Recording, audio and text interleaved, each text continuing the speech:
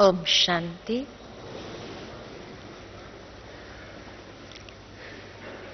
बहुत सुंदर अभी गीत सुना हम सभी ने कि हमको हमारे बाबा से एक प्यारा मंत्र मिला है, सोचो भला और करो भला। हर एक की चाहना भी यही रहती है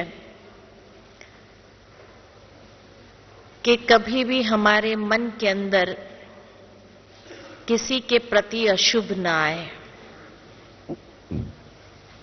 या व्यर्थ भी ना आए। हम सदा हर एक के प्रति सदा शुभ सोचते रहे। 3-4 साल के सीजन की मुरलियों से भी बाबा ने बार बार हमारे अंदर यही पाठ पक्का कराया कि शुभ भावना शुभ कामना सबके प्रति रखो, परंतु मन के अंदर नेगेटिव तो नहीं चलता है, व्यर्थ चल जाता है। और उसका कारण है कि कहीं न कहीं ड्रामा के विषय को हमने जान लिया है, मान भी लिया है, लेकिन उसका प्रैक्टिकल एप्लीकेशन करना नहीं आया। और बाबा ने हमेशा ड्रामा के ज्ञान को बहुत महत्व दिया। साकार मुरलियों में भी बाबा ने कई बार ये कहा कि बच्चे ये गोले का चित्र बहुत बड़ा बड़ा बना करके सबके सामने आईने की तरह रखो।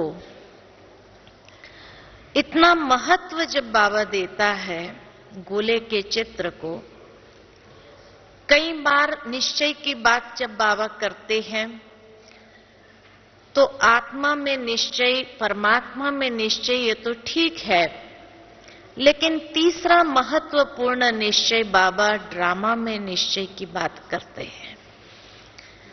और साथ ही साथ जब बिंदु लगाने की बात आती है तभी भी बाबा कहते हैं 3 बिंदी लगाओ, आत्मा बिंदी, परमात्मा बिंदी, ड्रामा बिंदी। ये 3 बिंदी लगाने के लिए भी बाबा ने बहुत जोर दिया है। जब भी बाबा गीत गाने के लिए हमें कहते हैं कि बच्चे एक गीत संगम युग में हर एक को आता है, वाह वाह का गीत, तो उसमें भी बाबा यही कहता है कि बच्चे ये सदा गीत गाते रहो, वाह मेरा भाग्य वाह, वाह बाबा वाह, और वाह ड्रामा वाह। कि ड्रामा की हर सीन कैसी भी हो, लेकिन वो सीन को देखते हुए भी हमारे अंदर वाह वाह के गीत जब निकलेंगे तो अगर कोई भी दृश्य वाह वाह के नहीं भी होंगे तो भी वाह वाह बन जाएंगे। ये बाबा ने जैसे एक वरदान दे दिया। लेकिन प्रैक्टिकल एप्लीकेशन की बात जब आती है तो उस समय यही ड्रामा की बिंदी नहीं लगती है, यही वाह वाह के गीत नहीं गा पाते हैं, और हमारे अंदर अनेक प्रकार का व्यर्थ शुरू हो जाता है। बाबा ने कई अव्यक्त मुरलियों में भी यही कहा कि बच्चे वाई वाई के क्वेश्चन मत करो, लेकिन फ्लाई करो। ये फ्लाई तभी हो सकेगा जब ड्रामा की बिंदी का प्रैक्टिकल एप्लीकेशन होगा। अगर बिंदु लगाना ही नहीं आता है तो क्वेश्चन मार्क जो टेढ़ा होते हुए भी वो लगाना आ जाता है, लेकिन बिंदु इतना सहज होते हुए भी बिंदु नहीं लग पाता है। यानी भावार्थ ये है कि ड्रामा के प्रति भगवान ने भी इतना महत्व दिया, क्योंकि उसी पर ही हमारी पूरी स्थिति का आधार है। उससे ही कई प्रकार के मन के अंदर सवाल जो उठते हैं उसके समाधान भी मिल जाते हैं। अब जैसे कहा कि इसका प्रैक्टिकल एप्लीकेशन कैसे करना है और कहां करना है, तो सबसे पहली बात यह है कि बाबा ने जो हम बच्चों को ड्रामा का ज्ञान दिया है, ये एक बहुत बड़ा सीक्रेट बताया है। सीक्रेट इसलिए कहती हूं क्योंकि सीक्रेट सबको नहीं बताया जाता है। सारे कल्प में हमारे पास ये सीक्रेट नहीं था, लेकिन संगम युग पर सबसे पहले बाबा ने आकर के ये रहस्य उद्घाटन किया, ये सीक्रेट को ओपन किया कि बच्चे ये ड्रामा कैसे घूमता है, कैसे चलता है। और जब ड्रामा का ज्ञान दिया तो उसका एप्लीकेशन भी बताया कि बच्चे जब भी ड्रामा को अप्लाई करना हो, ये सीक्रेट बाबा ने इसलिए बताया है कि इसका एप्लीकेशन पास्ट के साथ करना, फ्यूचर के साथ नहीं। क्योंकि अगर फ्यूचर के साथ करेंगे तो बहुत बड़ी गड़बड़ हो जाएगी। इसलिए ड्रामा का ये सीक्रेट जो बाबा ने खोला, वो पास्ट की बातों के साथ अप्लाई करने लिए कहा कि जो हुआ ड्रामा, फुल स्टॉप, बिंदी लगा दो, आगे बढ़ो। क्योंकि कई बार पुरुषार्थ में जैसे आगे बढ़ना चाहता है व्यक्ति, तो पिछली बातें बहुत याद आती है। मेरे साथ जीवन में ऐसा हुआ, मेरे साथ ये हुआ, मेरे साथ ये हुआ, और ये भुला नहीं पाता है। और वो व्यर्थ की बातें जितनी चलती है, न योग हमारा लगता है, न हम पुरुषार्थ में उमंग उत्साह को डेवलप कर सकते हैं, और न ही हम पुरुषार्थ में आगे बढ़ने के लिए सकारात्मक सोच चला सकते, पॉजिटिव थिंकिंग कर सकते, क्योंकि वो बहुत बड़ा फोर्स से हमारे माइंड में चलता है। तो इसलिए बाबा ने ये सीक्रेट हमारे सामने खोला कि बच्चे, ड्रामा में जो कुछ भी हुआ है कल्याणकारी है, उसमें बुरा कुछ भी नहीं हुआ है। लेकिन सिर्फ जब हम अल्पज्ञ बुद्धि होकर के उस घड़ी को देखते हैं तो हमको लगता है बहुत बुरा हुआ हमारे साथ में, ऐसा तो किसी के साथ नहीं होना चाहिए। लेकिन उसको बाबा कहते बीती सो बीती, बिंदी लगा दो, खत्म करो। व्यर्थ के संकल्प अंदर में, मन के अंदर वो घोड़े मत दौड़ाओ। इसलिए इसका एप्लीकेशन पास्ट के साथ है, फ्यूचर के साथ नहीं। लेकिन ब्राह्मण बच्चे कई बार ऐसे ही ज्ञान में आते हैं तो उसका एप्लीकेशन कहां करते हैं? फ्यूचर के साथ करने लगते हैं कि क्या 5000 साल के बाद फिर ऐसा होगा। अब ये है गलत एप्लीकेशन, ये गलत एप्लीकेशन। ये भगवान ने ज्ञान इसलिए दिया तो बीती की बातें सोचो नहीं, बिंदी लगा दो, खत्म कर दो, पूरा हो गया ये हिसाब किताब। 5000 साल तक ये खुलने वाला नहीं है, दोबारा ऐसा होने वाला है ही नहीं, ये बात खत्म हो गया ये किस्सा। और 5000 साल के बाद होगा, लेकिन बच्चे क्या करते हैं? उसका एप्लीकेशन फ्यूचर के साथ, 5000 साल के बाद फिर ऐसा होगा। और ये सोच करके इतने दुखी हो जाते हैं और बार बार बाबा को भी कहने लगते हैं कि बाबा मेरा ड्रामा ऐसा क्यों बनाया, क्या मेरा ड्रामा चेंज नहीं हो सकता है? अब ये ऐसा हो गया कि जब उसका एप्लीकेशन फ्यूचर के साथ हम करने लगते हैं तो हमारा सारा पुरुषार्थ बंद हो जाता है। कैसे?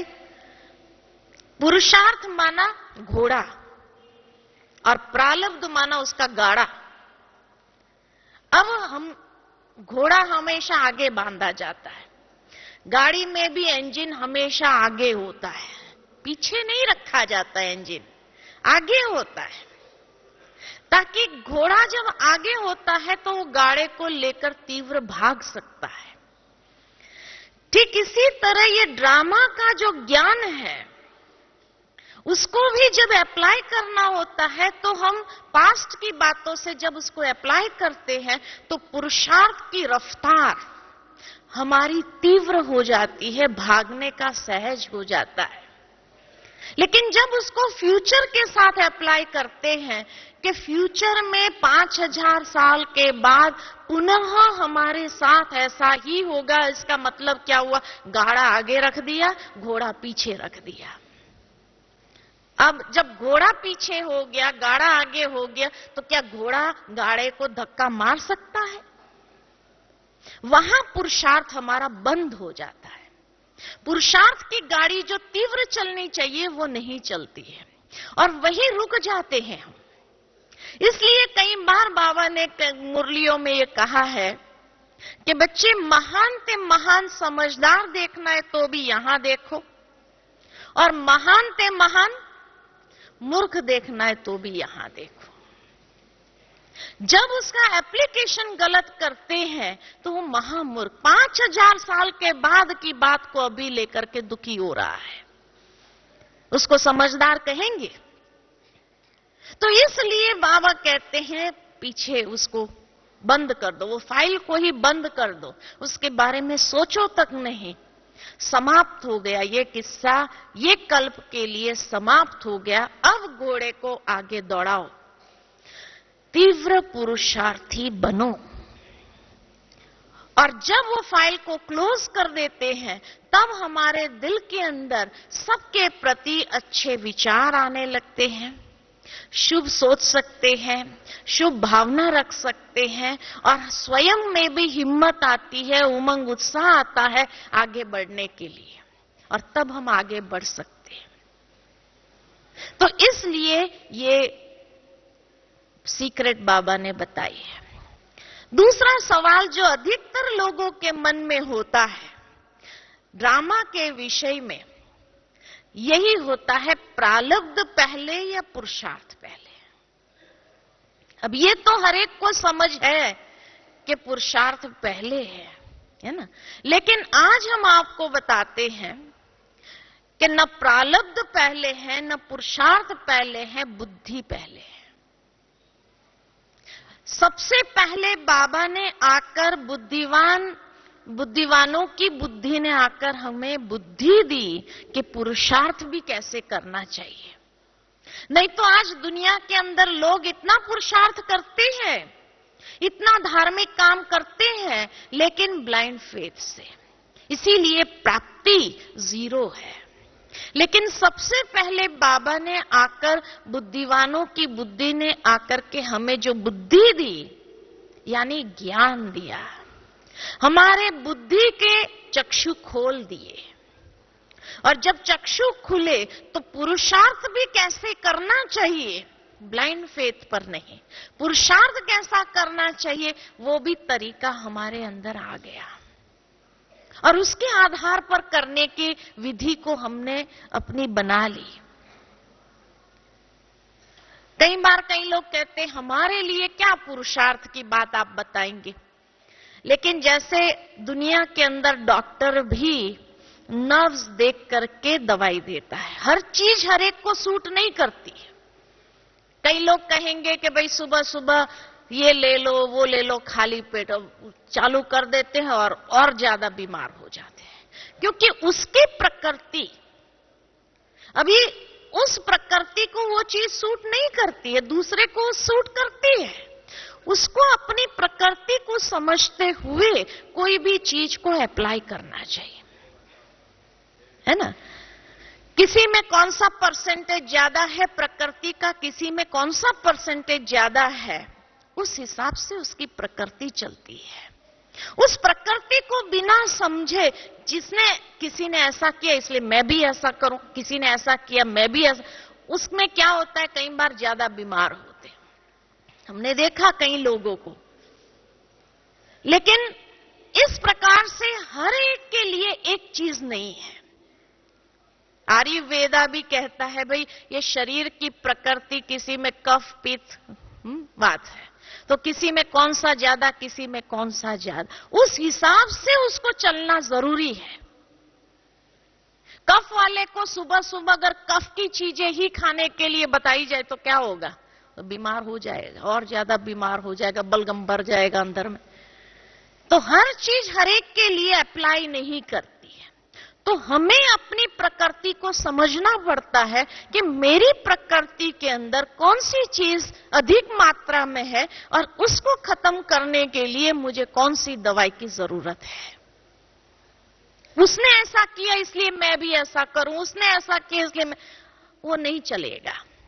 ठीक इसी प्रकार पुरुषार्थ में भी मेरे अंदर की बातों को मुझे समझना जरूरी है।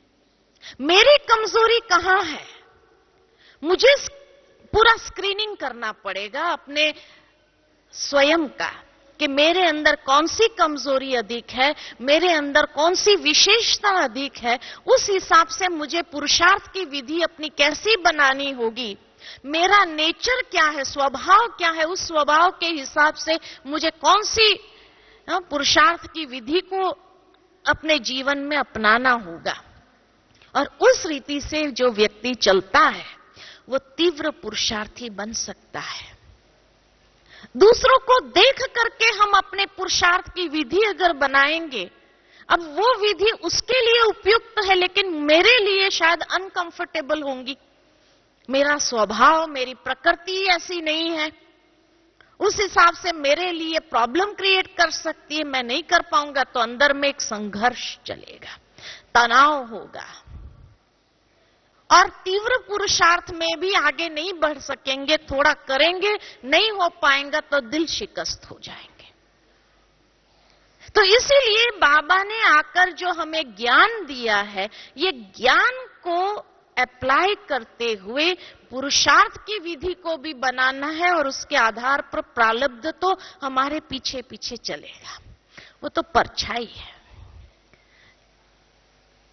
तो इसलिए पुरुषार्थ पहले, प्रारब्ध पहले, बुद्धि पहले।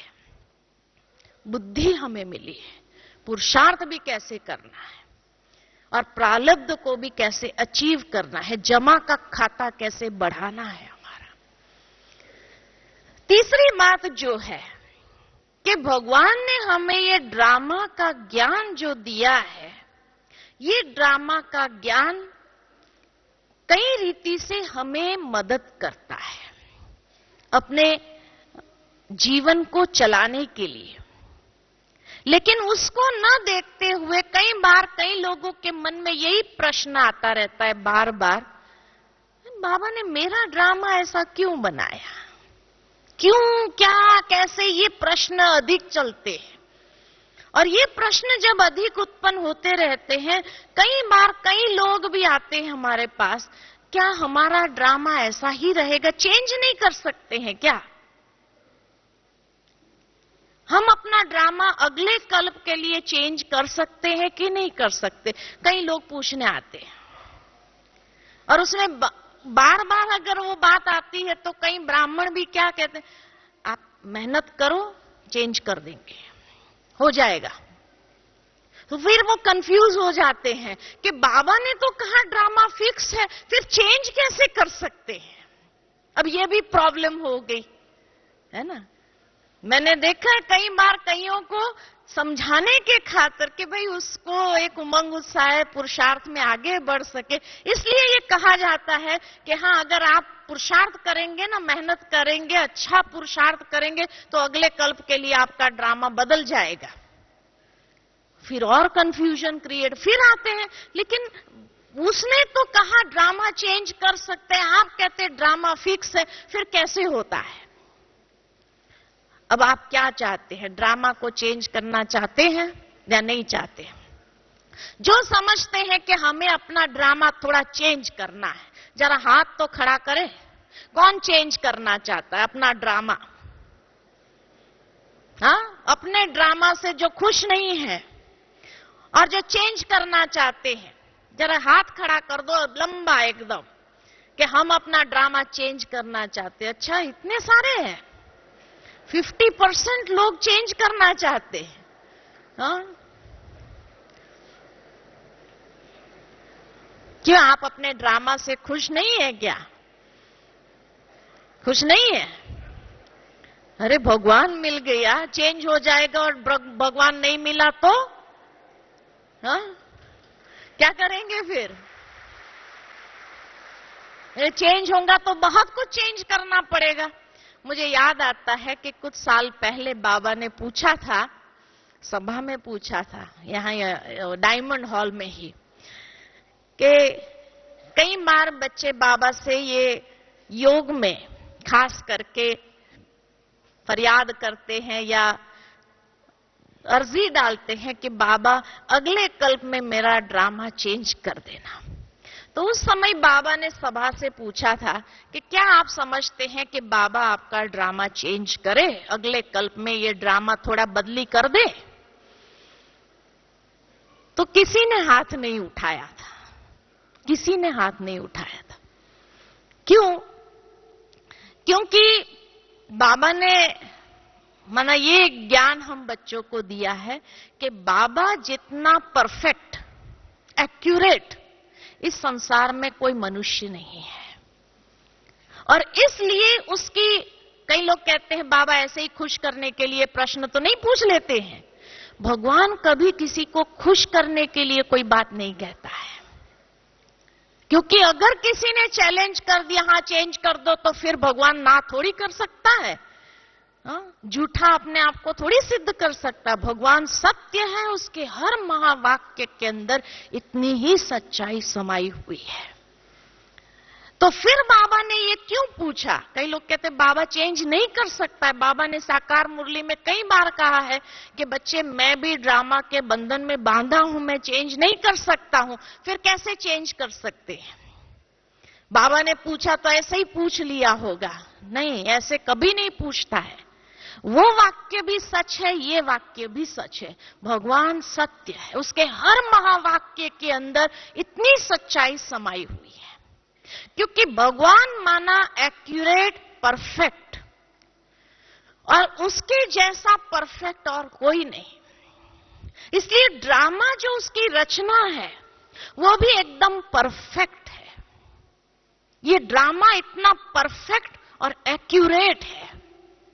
एक घड़ी भी ऐसी नहीं है जिसको हम कहे कि ये खराब है, ये बुरी है। इतनी परफेक्ट रीति से उसने ये पूरा ड्रामा डिजाइन किया हुआ है ना? घड़ा है। इसलिए बाबा हमेशा हम बच्चों को स्मृति दिलाते हैं कि बच्चे, ड्रामा कल्याणकारी है, इसमें कल्याण समाया ही है। तो निश्चिंत रहो। कभी कभी हम आगे का देख नहीं पाते, इसलिए हम समझते हैं कि बहुत बुरा हुआ। नहीं, ड्रामा की हर सीन कल्याणमय है, क्योंकि ये भगवान का रचित ड्रामा है। इसलिए उसकी हर सीन इतनी परफेक्ट और एक्यूरेट चल रही है। अब अगर वो चेंज कर सकते, उसके पास अथॉरिटी है। लेकिन जो चीज परफेक्ट हो उसको चेंज करना माना उससे घटिया बना सकते हैं, उससे बढ़िया नहीं बन सकता, क्योंकि ये बढ़िया ते बढ़िया है। अब घटिया आप चाहते हैं कि भगवान थोड़ा चेंज करे, माना घटिया बनाए, ये चाहते हैं आप? हाँ, अभी ड्रामा चेंज करना चाहिए, नहीं करना चाहिए? हाथ खड़ा करो जो कहते हैं हमारा ड्रामा चेंज करना चाहिए। घटिया बना सकता है, बढ़िया नहीं बन सकता, इससे बढ़िया नहीं बन सकता है। ये बढ़िया ते बढ़िया क्रिएशन है। और इसलिए जो परफेक्शनिस्ट होते हैं दुनिया के अंदर, जिसने अपने क्रिएशन को इतना परफेक्ट बनाया होता है, तो परफेक्ट बनाया होता है, वो घटिया बनाने के लिए तैयार नहीं होते हैं। उनका मन नहीं कहता है कि मैं घटिया बनाऊं, और इससे बढ़िया बन नहीं सकता है। इसलिए बाबा कहते हैं अब मैं भी ड्रामा के बंधन में आ गया हूं कि इससे बढ़िया बन नहीं सकता, इससे घटिया मैं बनाना चाहता नहीं हूं। इसलिए ड्रामा एक्यूरेट है। ठीक है ना? तो इसलिए बाबा कहते हैं अपने पाठ से सदा खुश और संतुष्ट रहो, क्योंकि इससे बढ़िया और कोई पाठ हो ही नहीं सकता है। ये बढ़िया ते बढ़िया पार्ट है। सिर्फ व्यर्थ संकल्प को अगर माइनस कर दो इसमें से, ड्रामा की फुल स्टॉप लगाने की विधि को अगर सीख लो और अच्छा सोचना आरंभ कर दो कि जो हुआ अच्छा, जो हो रहा है वो अच्छा, और जो होने वाला है वो बहुत अच्छा। जब ये सीख लेंगे, ये मनोवृत्ति को अपना लेंगे, ये एप्लीकेशन करना आ जाएगा, ड्रामा बीतने के बाद नहीं, जिस वक्त वो सीन चल रही होती है उस वक्त उसको अप्लाई करके देखो, तो कई प्रकार के नेगेटिव और व्यर्थ संकल्पों से मुक्त हो जाएंगे और अवस्था हमारी स्थिरियम स्टडी हो जाएंगी, एकदम बहुत बढ़िया अवस्था हो जाएगी। इसलिए बाबा ने कहा कि ड्रामा चेंज नहीं हो सकता और बाबा चेंज नहीं कर सकता है, क्योंकि बाबा उससे घटिया बनाना नहीं चाहता है और ना बच्चे चाहते हैं कि बाबा भगवान ये ड्रामा को थोड़ा कम कर दे, ये भगवान भी नहीं चाहता है। लेकिन उसको टोटलिटी के रूप में अगर देखना सीख लिया जाए, जैसे वो सीरियल चलती है ना, सारे एपिसोड होते हैं, सारे एपिसोड को जिसने देखा होता है वो कहते हैं हाँ ये सीरियल बहुत बढ़िया है, बहुत बढ़िया बनाए। कोई एक ही एपिसोड देखता है तो कहेंगे क्या है, कुछ समझ में ही नहीं आया, न स्टोरी समझ में आई न कुछ समझ में आया। इसी तरह ये ड्रामा 5000 साल का जो है उसके भी जो एपिसोड्स है, हर जन्म एक एपिसोड है। ये एपिसोड्स जो बने हुए हैं उसको अगर टोटलिटी में देखा जाए तो पता चलेगा कि कितना बढ़िया ये एक एक सीन उसमें डाले हुए हैं। लेकिन जब हम एक ही एपिसोड को देखते हैं तो हम कभी कभी दुखी हो जाते हैं, ये क्या है, इसमें कुछ है ही नहीं। लेकिन आप टोटलिटी में देखो।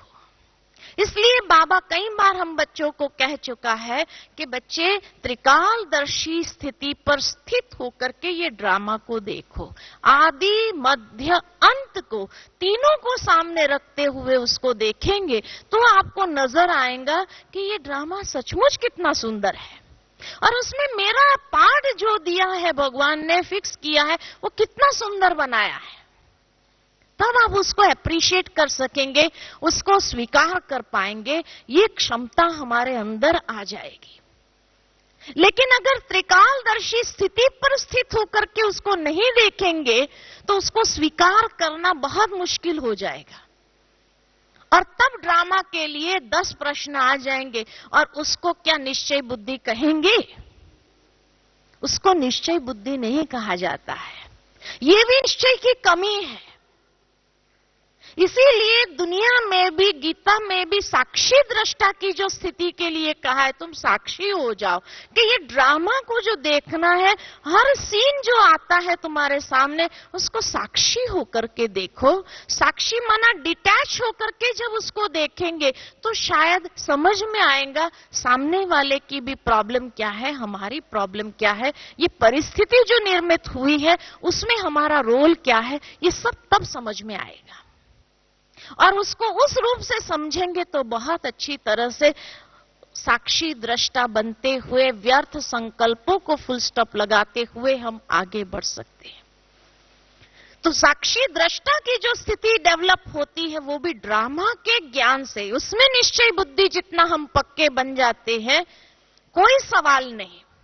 ना ये बाबा को बार बार योग में कहना बाबा मेरा ड्रामा चेंज करो, बाबा मेरा ड्रामा चेंज करो, नहीं, आपका ड्रामा बहुत अच्छा है। उसको स्वीकार करना, जो है जैसा है उसी स्वरूप से उसको स्वीकार करना, ये है निश्चय बुद्धि बनना। अगर ये निश्चय बुद्धि नहीं तो भगवान की क्रिएशन में निश्चय नहीं, तो क्या भगवान में निश्चय है? तो भगवान में भी निश्चय बुद्धि नहीं है, परमात्मा में भी हम निश्चय बुद्धि नहीं है। और निश्चय बुद्धि नहीं तो इसका मतलब संशय है कहीं पर। संशय बुद्धि विनश्यन्ति, वो पुरुषार्थ में विजयी नहीं बन सकता है। वो हर संघर्ष में, हर सीन को पार करने की शक्ति उसमें नहीं आ सकती है। इसलिए निश्चय बुद्धि माना नो क्वेश्चन, और उसको जो है जैसा है उस रूप से उसको स्वीकार कर लेना और फिर उसको समझने का प्रयत्न करना। तो आपको पता चलेगा कि ये ड्रामा आपको क्या सिखाना चाहता है। कई बार कई लोग कहते हैं बार बार हमारे साथ ड्रामा में ऐसा क्यों होता है, फिर हम उसको कैसे समझ सकते हैं कि हाँ बाबा हमको प्यार करता है, हमारा ड्रामा अच्छा है। बार बार हमारे साथ ऐसा ही होता है, क्यों होता है? लेकिन आज अगर एक स्कूल में स्टूडेंट है और मानो कि वो स्टूडेंट मैथमेटिक्स में वीक है, कमजोर है, मैथमेटिक्स के जो प्रॉब्लम्स आते हैं उसको सॉल्व करना नहीं आता है, कमजोर है, लेकिन उसका स्वभाव इतना अच्छा है जो टीचर का वो फेवरेट है, और वो फेवरेट स्टूडेंट होने कारण टीचर को बार बार उसके प्रति ख्याल आता है कि ये स्टूडेंट है इतना अच्छा, लेकिन ये मैथ्स में ही कमजोर है तो फेल हो जाएगा। तो वो टीचर क्या करेगा? उसको एक्स्ट्रा प्रैक्टिस देगा। ऐसे ही तरीके के सवाल जो प्रॉब्लम्स है वो उसके सामने देगा उसको कि ये तुम सॉल्व करके लेके आना। तो उसको प्रैक्टिस मिलती जाती है, और प्रैक्टिस मिलती जाती है तो वो फाइनल एग्जाम के लिए तैयार हो जाता है कि अगर उसमें से कोई भी तरीके का सवाल आया तो वो रेडी है और पास हो जाएगा। ठीक इसी तरह बाबा भी हमारा परम शिक्षक है, तो परम शिक्षक भी नहीं चाहेगा कि उसका कोई भी स्टूडेंट फेल हो जाए फाइनल एग्जाम में। तो जिस बच्चे को वो देखता है कि ये बच्चा ये सब्जेक्ट में वीक है, ये धारणा में वीक है, ये कमजोरी उसके अंदर है और ये कमजोरी से ही शायद फेल हो सकता है, तो ड्रामा को बाबा कहते हैं उसको एक्स्ट्रा प्रैक्टिस दो। इसलिए ड्रामा हमारे सामने बार बार ऐसी सीन ले आती है, अलग अलग रूप से ले आती है, ताकि हमें एक्स्ट्रा प्रैक्टिस मिले, और एक्स्ट्रा प्रैक्टिस मिलेगी तो फाइनल एग्जाम में पास विद ऑनर होना सहज हो जाएगा, क्योंकि भगवान नहीं चाहते हैं देखना कि उसका कोई भी स्टूडेंट फेल हो। तो पास होना चाहते हैं कि नहीं चाहते हैं? तो बार बार प्रैक्टिस अगर ड्रामा कराए तो अच्छा है या बुरा है? अच्छा है ना। तो उसको स्वीकार कर पाएंगे, नहीं स्वीकार कर पाएंगे?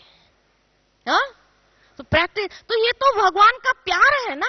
आप सोचो भगवान आपको कितना प्यार करता है कि वो नहीं देखना चाहता ये बच्चा मेरा फेल हो जाए। इसीलिए बार बार आपके सामने अलग अलग रूप से वो परिस्थिति आती है, ताकि आप वो एग्जाम देते देते देते देते उसमें माहिर हो जाओ, उसमें पास हो जाओ, और पास विथ ऑनर बन करके दुनिया को भी दिखा दो कि देखो भगवान ने जिन लोगों को चूज किया है, अनपढ़ है, सब कुछ है, लेकिन ऐसे अनपढ़ों को भी भगवान ने जीवन की लास्ट टेस्ट में पास करने योग्य बना दिया, ऐसा पात्र बना दिया, तो दुनिया वाले भी आश्चर्य करेंगे, और तब उनके मुख से निकलेगा हाँ भगवान तेरी लीला अपरंपार है ना। तो ऐसा अच्छा स्टूडेंट बनना नहीं चाहेगा। इसीलिए बाबा कहता है मेरा हर बच्चा जो है ना, लास्ट पेपर में दुनिया के सामने प्रत्यक्ष बनेगा, भगवान को प्रत्यक्ष करने के लिए निमित्त बनेगा कि ये इतनी कमजोरियों से भरा हुआ था, ये अनपढ़ था, उसको कुछ नहीं समझता था, फिर भी लास्ट समय में वही साक्षात्कार कराएगा उस परम शक्ति का, परमात्मा का, कि देखो भगवान ने उसको कितना अच्छा बनाया कि आज दुनिया के सामने वो भगवान को प्रत्यक्ष करने के लिए निमित्त बन गया। इसलिए बाबा हमेशा कहते, पिछली मुरली में भी बाबा ने कहा, आपके चेहरे और चलन से प्रत्यक्ष करो।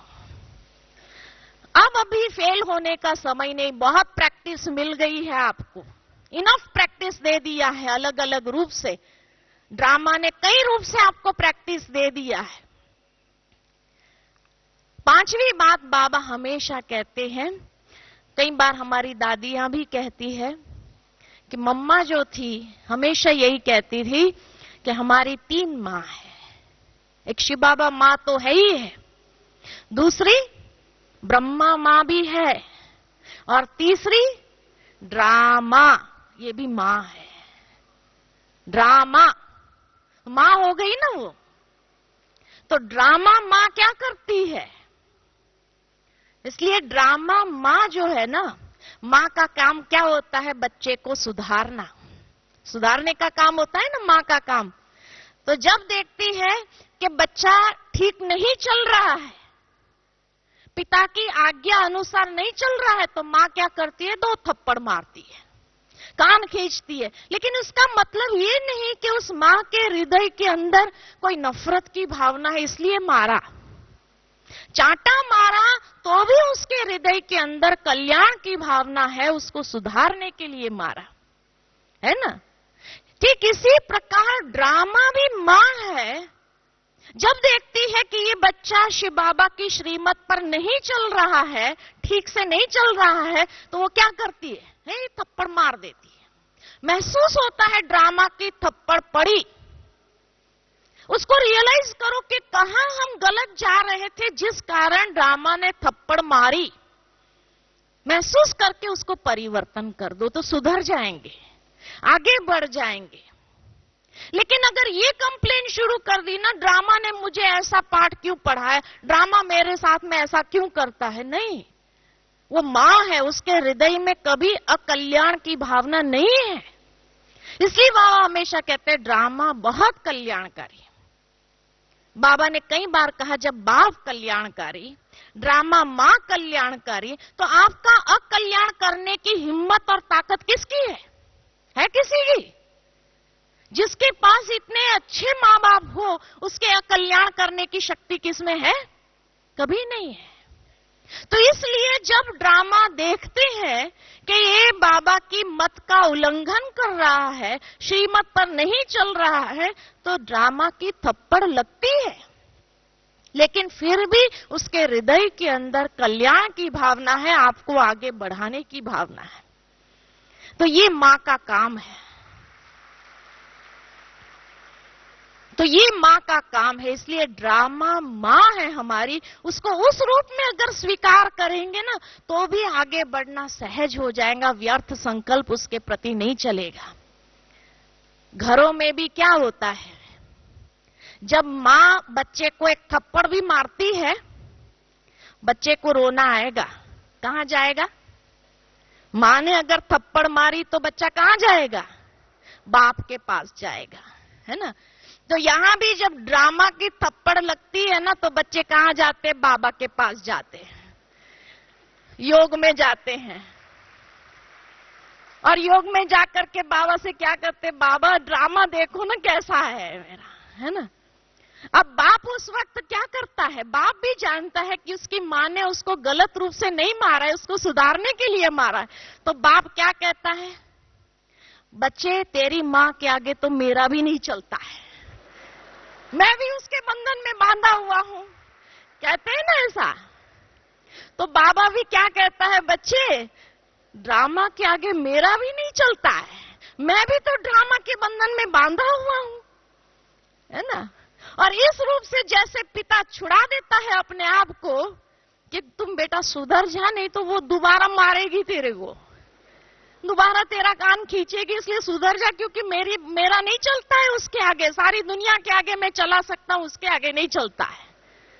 ठीक इसी तरह बाबा भी यही कहता है कि बच्चे सारी दुनिया का आगे मेरा चल सकता है, लेकिन ड्रामा के बंधन में मैं भी बांधा हुआ हूं, मेरा भी नहीं चलता है, इसलिए सुधर जा, समझ ले कहां तुमने गलती की है, उसको सुधर जा और उसको खुश कर।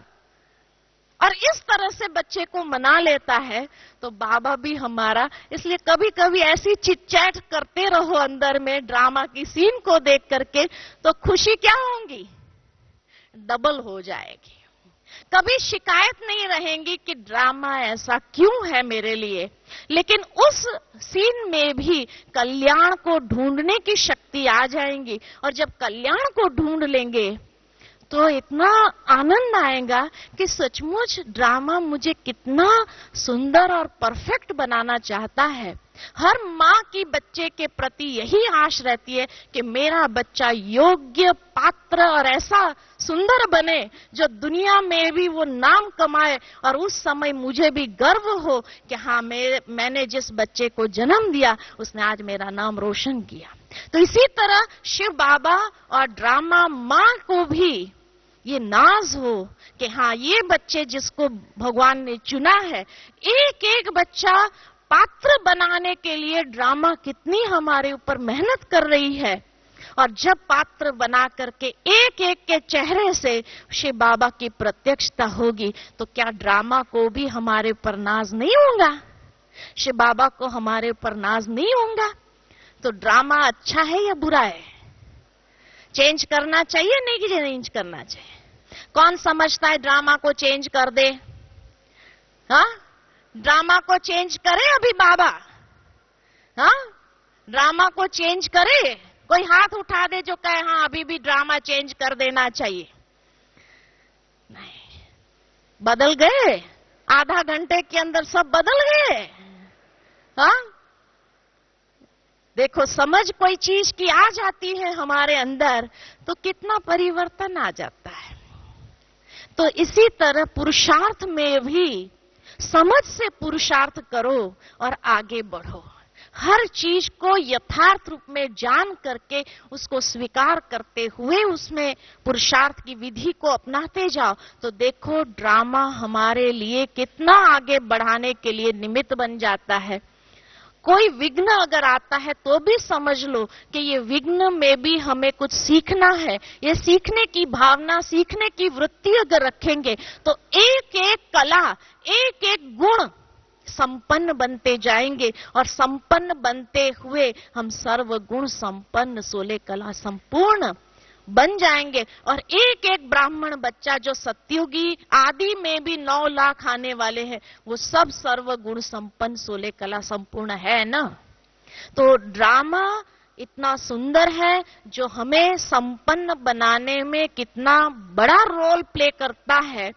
इतना सुंदर ये ड्रामा बना हुआ है और इसलिए एक एक दृश्य जो आते हैं उस दृश्य को देखते हुए भी व्यर्थ नहीं चलाओ, लेकिन जब समर्थ चलाएंगे, समर्थ संकल्प, पॉजिटिव संकल्प चलाएंगे तो देखो कितना आगे बढ़ जाएंगे। फिर आपके मन के अंदर किसी के लिए कोई शिकायत नहीं और सर्व के प्रति शुभ भावना, शुभ कामना रखना आसान हो जाएगा, शुभ संकल्प रखना आसान हो जाएगा, क्योंकि ये देखेंगे कि ये भी भगवान का चुना हुआ रतन है, ये भी भगवान का चुना हुआ रतन है। हर एक बाबा का बच्चा चुना हुआ रतन है और भगवान ने कुछ देख करके ही उनको चुना है। और जब उनको देख करके ही चुना है तो जरूर उनको बना करके ही रहेगा। आज नहीं होंगे वो, लेकिन अंत से पहले एक एक को संपूर्ण बनाने की जिम्मेवारी उसकी है और उसकी है और ड्रामा की है। दोनों मिल करके एक एक बच्चे को संपूर्ण बना करके ही छोड़ेंगे। इसलिए किसी के प्रति भी हमारी कोई शिकायत नहीं, ये ऐसा करता है, वैसा करता है, इतना ज्ञान में पुराना, ये भी अभी ऐसा करता नहीं। सोचो, वो ज्ञान में पुराना होते हुए भी ऐसा अगर चल रहा है, फिर भी उसने पुरुषार्थ में हिम्मत नहीं आ रही है इतने सालों के बाद भी, तो वो धन्यवाद के पात्र है। तो इसीलिए किसी के प्रति शिकायत नहीं, हर एक के प्रति शुभ भावना, शुभ कामना, यही ड्रामा हमें सिखाती है। और ये ड्रामा को प्रैक्टिकल अप्लाई कर दो, फ्यूचर के लिए नहीं, पास्ट के लिए अप्लाई करते हुए बिंदी लगा दो, बिंदी लगाकर वाह वाह के गीत गाते चलो और पार हो जाओ। ठीक है ना? तो ये है ड्रामा का यथार्थ एप्लीकेशन और उसी से बुद्धि को स्थैर्य और अचल अडोल बना देना। तो क्यों क्या के सवाल नहीं, क्यों नहीं, लेकिन वाई नहीं, लेकिन फ्लाई। तो उड़ना सहज हो जाएगा, जंप भी नहीं मारना है, अभी उड़ना है, ताकि नीचे की बातें नीचे रह जाए, वो बातें हमारे मन की स्थिति को डिस्टर्ब ना करें और हम उड़ते हुए आगे बढ़ते चले। ठीक है ना? अच्छा, ओम शांति।